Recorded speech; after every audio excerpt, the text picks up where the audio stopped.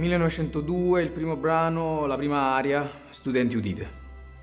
1920 il Crucifixus, l'ultima incisione di Caruso.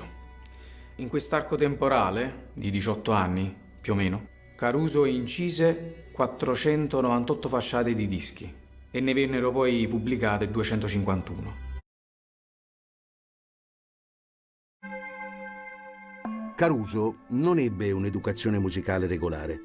Studiò canto nel coro di padre Bronzetti. A 10 anni già lavorava nelle fonderie artistiche della famiglia De Luca, come suo padre. All'officina faceva già le caricature dei compagni di lavoro e li intratteneva cantando. Caruso inizia a cantare da giovanissimo. La prima talent scout fu la madre. Lo invitava a studiare. La sorella del dottore che curava la madre fu la prima che insegnò a Caruso non soltanto l'italiano, iniziò a insegnare a Caruso i piccoli rudimenti musicali.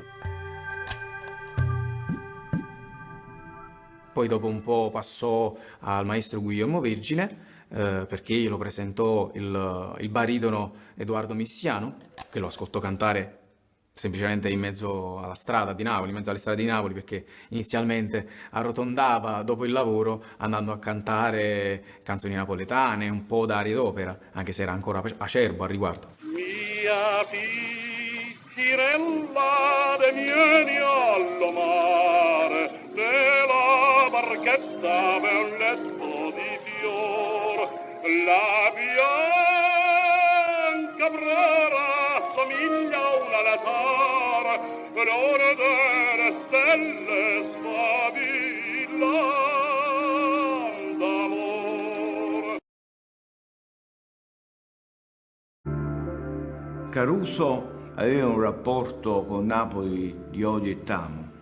Come ebbe a dire a seguito delle esibizioni al San Carlo, lui disse: io a Napoli verrò a mangiare solo i vermicelli, gli spaghetti.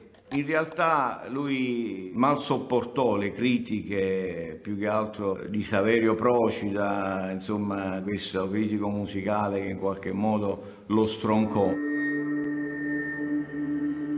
E Barone Procida poi dopo il giorno della sua morte scrisse proprio l'articolo di giornale, chiese scusa a Caruso perché mi votò come disse, un rancore inestinguibile.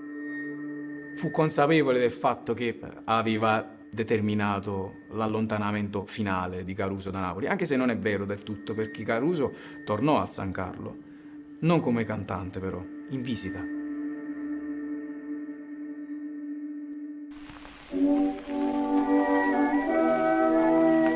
E poi Caruso nel 1918 in una villa a San Giorgio a Cremano, la villa di De Luca, che era stato il suo primo datore di lavoro, che lo invitò a cantare, lui titubante disse: va bene, canto una sola canzone, quella che mi fa emozionare più di tutte, Mamma mia che vuoi sapere. Mamma mia che vuoi sapere, mamma mia che da pura, non lo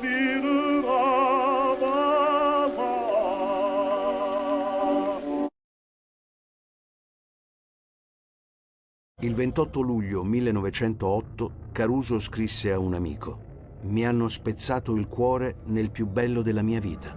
Ho pianto tanto, ma le mie lacrime non sono valse a nulla. Qui nacque probabilmente la sua vena compositiva, dal quale, come possiamo ascoltare in Tempo Antico, che è totalmente autobiografica.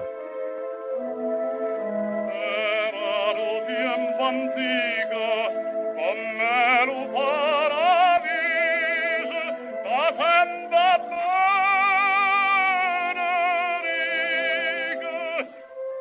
benedico. La chiama infamona, ad Ada Giacchetti, infamona. Tu te ne sei chiuso con un'auto in fantasia, tu te ne sei andata con un'auto, quindi palesemente in riferimento ad Ada Giacchetti.